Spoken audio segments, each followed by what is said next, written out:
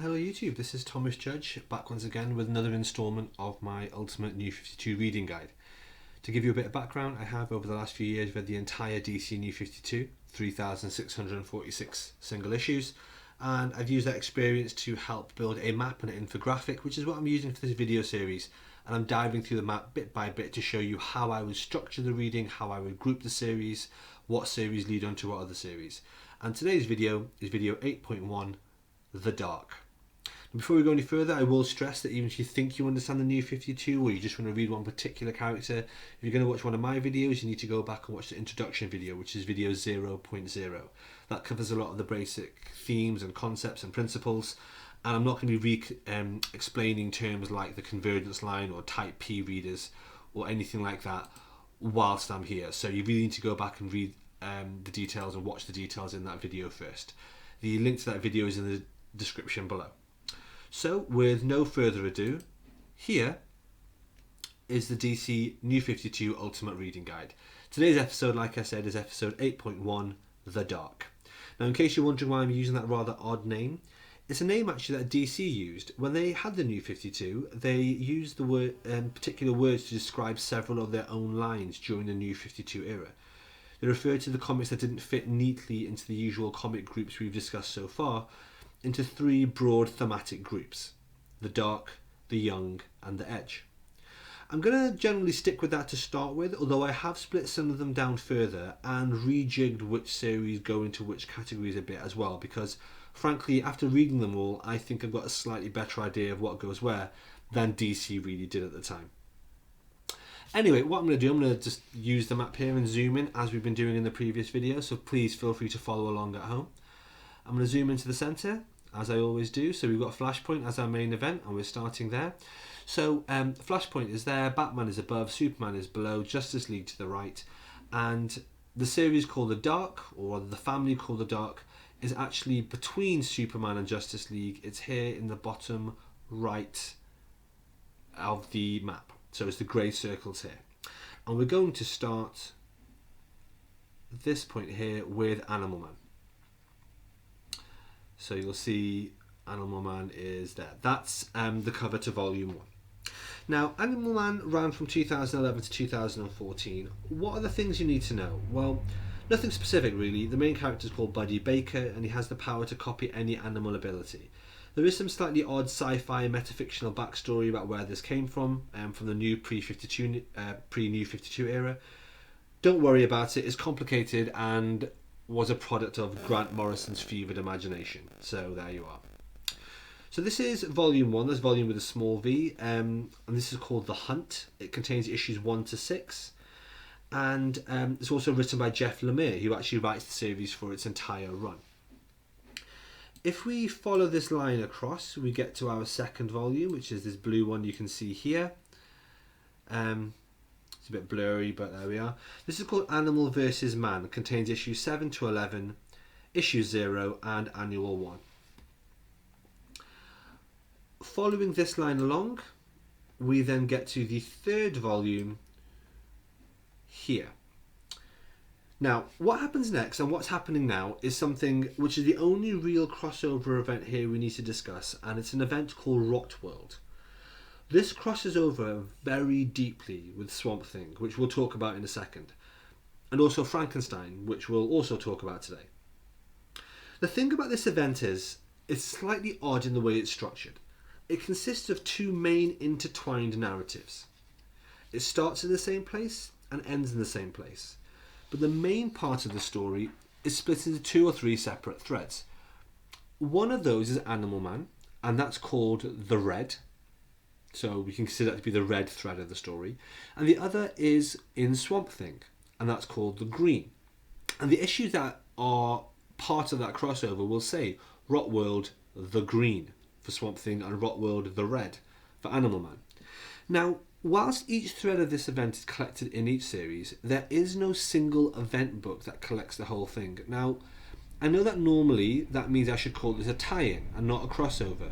But in this case, this is what I'll call a false crossover, a bit like Gothtopia, which we discussed in the Batman videos, because this event is so large and so intertwined that it's criminal and just a stupid oversight on DC's part not to release a standalone event book.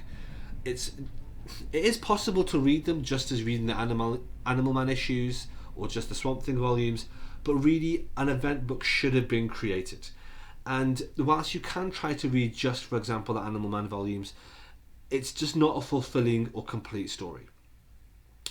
So whilst my recommendation is to simply read each series one by one, and that's not perfect, and obviously there is no real perfect reading order for type J readers like myself, if you're going to read it in singles, which is really what I would recommend doing, I'd recommend using the reading order I'm showing you here. Now this reading order, as you can see, combines a variety of different series, especially Animal Man and Swamp Thing, and this is the exact order you should read them in. Now within the particular volumes you will have the main core issues of, for example, Animal Man, or the main core issues of, for example, Swamp Thing, and then a couple of framing issues from the other lines to tie it in. But if you want to read the full Rotworld experience, you should really read this reading order. Back to the map, and that brings us to Volume 3, and this Volume 3 of Animal Man is called Rotworld, the Red Kingdom. It contains issues 12 to 19, which contains Animal Man issues, and also the Animal Man Red Rotworld crossover issues, and then it also contains issues 12 and issue 17 of Swamp Thing, which are the top and tail of the Rotworld event. Those are all contained here. So again, this volume you're looking at here, Rotworld, the Red Kingdom, contains issues 12 to 19 of Animal Man and 12 and 17 of Swamp Thing. It's a bit of a pain. We're going to talk about it again a couple more times this video. So if we continue that thread down, we'll get as far as Volume 4 of Animal Man, which you see here. This is called Splinter Species and contains issues 20 to 23 and Annual 2. Continuing that line down, we go past the Forever Evil line, and here right at the end, we've got Animal Man Volume 5, which is called Evolve or Die. That contains issues 24 to 29. As a whole, this series is okay. I wasn't a massive fan. I know some people really, really love it, and I gather that there are either rumours of, or there has just recently been solicitations for a Animal Man omnibus for the New 52 era that should collect all of these issues. Whether or not that's going to collect the necessary Rotworld tie-ins, I have no idea. So there we were, that was Animal Man. Well, next I suppose it only makes sense if we go back up to the beginning, and as I've said, on the map I'll try to group series together physically so they're easier to follow through. And right next to Animal Man we have Swamp Thing, and of course it only makes sense to discuss Swamp Thing at this point. So this is now Swamp Thing Volume 5, that's volume with a big V, because Swamp Thing's been around for ages. And this was written by Scott Snyder at the same time that he was writing his acclaimed Batman run. His Swamp Thing run is also extremely well acclaimed, although in my opinion it's a bit overrated. There's not much you need to know before you dive in. Swamp Thing used to be human, he died and came back as Swamp Thing. There's loads of other history involved, but trust me, if you've not come across any of it, you can just dive into the New 52 and you'll be fine. So what you're looking at here is a cover for Volume 1 called Raise Them Bones. That contains issues 1 to 7. Further on down here, we've got Volume 2, which is called Family Tree. That contains issues 8 to 11, issue 0, and Annual 1. So let's pan out a bit and have a look here. So there we are, Volume 3. This is called Rotworld, the Green Kingdom. So again, when we were looking at Animal Man, that Volume 3 was called Rotworld, the Red Kingdom. You can see that just up here on the top right. And then the Swamp Thing volume is called Rotworld, the Green Kingdom. That contains issues 12 to 18 of Swamp Thing, and then issues 12 and 17 of Animal Man to top and tail the Rotworld crossover. So this represents the second thread of the Rotworld, and if you liked an Animal Man, you can probably get away with just reading this volume. In other words, if you're reading Animal Man and you like it, you can just about go out and get Swamp Thing Volume 3, The Green Kingdom, read that, not read any other Swamp Thing, and you'll be fine. Similarly, if you're reading Swamp Thing and you really enjoy it and like this event, you can probably get away with reading the Swamp Thing thread we're going through now and then jumping across and reading Animal Man Volume 3, and that's about it. You can just about get away with that. Again, because it's a false crossover, because an event book should have been released, I would really strongly recommend following the reading over I discussed before. Just panning out for a bit here, you'll see these 3 Swamp Thing issues here, 1, 2 and 3. Not a lot of people realise they've actually been collected as one single oversized deluxe hardcover that collects issues 0 to 18, Annual 1 and Animal Man 12 and 17. I don't know why this was done. I don't know how DC come up with these decisions. There's only ever been 3 deluxe oversized hardcovers ever for New 52 material, and this is one of them. It's very strange. I also don't know why they neglected to include the other Rotworld crossover issues. Again, this was a terrible and strange decision. So let's go back to the map, and if we zoom in a little bit and then follow that line down, here we have volume 4, the volume obviously with a small v of Swamp Thing. The cover there shows you this is volume 4 and it's called S.H.A.D.E, that's S-E-E-D-E-R. It contains issues 19 to 23 and issue 23.1, which is the villains issue. As you can see, we're getting up to Forever Evil here, which explains why the villains issue is coming. This is the Forever Evil line, remember? The next volume here you can see is volume 5, The Killing Field. This contains issues 28 to 34 and Aquaman. Oh, sorry, no, it doesn't. It contains issue 24 to 27 and Annual 2, and that's The Killing Field. Then if we follow that further down, apologies, it's easy to get confused here. What we have is volume 6, which is called The Serene. Now that's not serene as in the mood or the emotion, that's serene as in S-U-R-E-E-N. You have to read it to understand why that word exists. This contains issues 28 to 34 and Aquaman issue 31. As when this tie-in happened in the Aquaman collections, this is a tie-in, it's totally readable just by itself. The Aquaman issue gives you all the context you need for that part of the story. You'll be fine just reading volume 6, The Serene. And then if we continue on and follow this line down, here we have volume 7, which is called Season's End.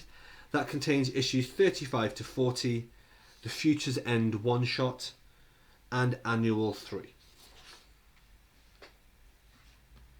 And that's the end of that Swamp Thing series. But, of course, as you can see, the line continues on past the convergence line. So where are we going next? Well, actually, it's quite a way away. We're going all the way down here to this rather odd bit of artwork. This is another volume of Swamp Thing, which is a 6-issue mini-series. This comprises the very short Swamp Thing Volume 6, that's volume with a big V, Volume 6, which is a new issue number 1 all the way up to issue number 6. It's a mini-series called The Dead Don't Sleep. It's written by Len Wein, or Wein, W-E-I-N, Len Wein, who was one of the original Swamp Thing writers back in the day, but is frankly not very good at all. The art is bad, the writing is silly, and it almost seems to have nothing whatsoever to do with any of the issues that came before it in the New 52, so it's just not recommended. But it does comprise part of the New 52 era, so I've added it there and included it there, but as you can see it's quite a far way away from the other Swamp Thing issues, and it's way past the convergence line towards the end of this era. Okay, well, the eagle-eyed amongst you may have noticed that I can't really move on until I explain why I've randomly shoved these 2 Frankenstein issues here between Swamp Thing and Animal Man. Well, this is Frankenstein, Agent of S.H.A.D.E, which is a series that ran from 2011 to 2013. The reason I've stuck it here will be obvious in a second. And Frankenstein as a character is something you can just jump straight into without knowing anything massively specific beforehand. The New 52 is as good a point to jump on here as any. So let's look at it here. We've got Volume 1, which is called War of the Monsters. That contains issues 1 to 7. And then following that line down, and you can see here it's linked in with Animal Man and Swamp Thing, we've got Volume 2, which is called Secrets of the Dead. That contains issues 8 to 16, issue 0, and for some reason, Men of War issue 8. We'll talk about Men of War in a later video, in video 10. Now, issues 13 to 15 of Frankenstein are part of the Rotworld event, although they're more like companion stories set in the same crossover event continuity, rather than direct tie-ins. This makes for a bit of a weird trade collection, to be honest. It's just about readable, but it's quite disjointed, and if you love the Rotworld event, you might want to track this down for some more context. In the reading order I showed earlier, I did show the Frankenstein issues and where they would ideally go in, but they are totally non-essential because they're not part of the two main threads for Rotworld.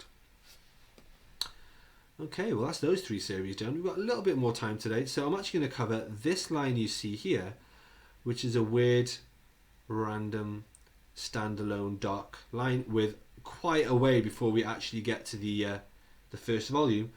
And this line is for Constantine. So that's Constantine, which ran from 2013 to 2015.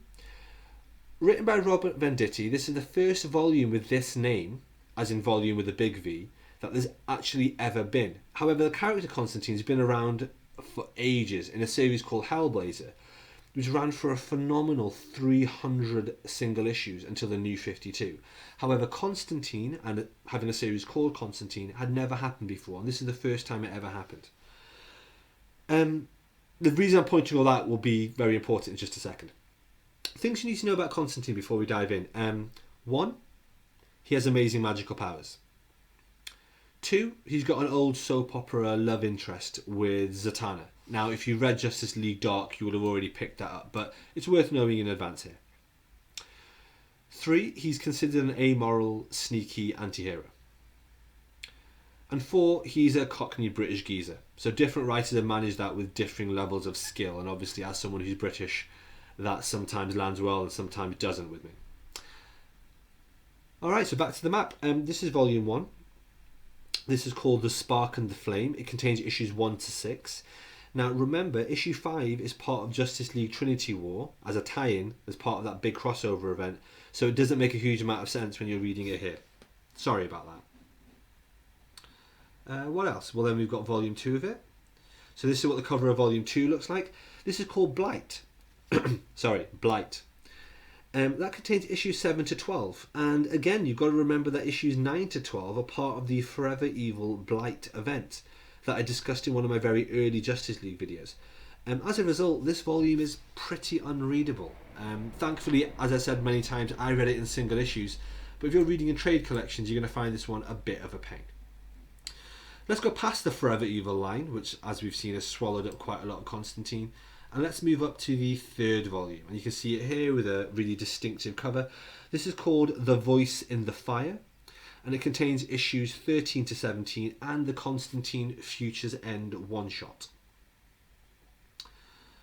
Okay, let's continue on here. And we've got, with this very distinctive cover, we've got volume 4, which is called The Apocalypse Road. That contains issues 18 to 23.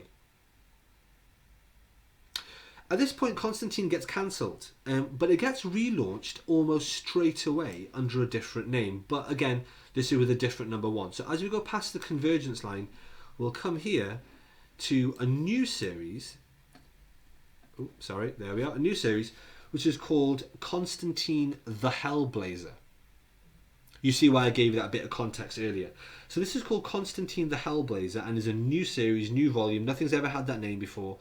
And this ran from 2015 to 2016. This is now written by Ming Doyle and James Tynion IV. What you can see here is the cover to volume 1, which is called Going Down. That contains issues 1 to 6. It's also not very good. And right at the end here, we have the last part of this series, which is volume 2, and that's called The Art of the Deal. That contains issues 7 to 13 and is not to be confused with the book by Donald Trump. Although I imagine that had I gotten them confused, I would have been equally underwhelmed either way. So essentially, in case you couldn't tell, I'm not a fan of this series at all. Having said that, I have often said I generally dislike any magic in my comics and therefore I'm pretty biased. So please feel free to check it out if you're curious. Thanks for watching and I hope you enjoyed the video. As always, please like, comment, subscribe and share more widely. And as always, I'm really interested to hear your thoughts. I do read and reply to all comments. How are you finding the map? Is it useful? Is it helpful? We're getting into the odd and esoteric part of the New 52 now, the less common and less famous part. So have you got any thoughts? Are you interested? What are you thinking about it? Hit me up in the comments or tweet me at I am Thomas Judge. And as always, these videos are only possible thanks to supporting this channel by heading over to Amazon and picking up the first episode of my prose novel No Gods or Kings, which is over 200 pages long and available for less than $1. It's a series of interviews from a future where superpowers are real and the entire world has changed dramatically as a result. If you have Kindle Unlimited, the first volume is already completely free. For those of you that are interested in downloading this map that I've created for this video, or the other map I've created for the Elseworlds part of New 52, they're also available on my website nogodsorkings.com, which is in the description below. So whilst you're there, why not check out a free excerpt, and if possible read a book and pick it up and support the channel. Until next time, stay classy.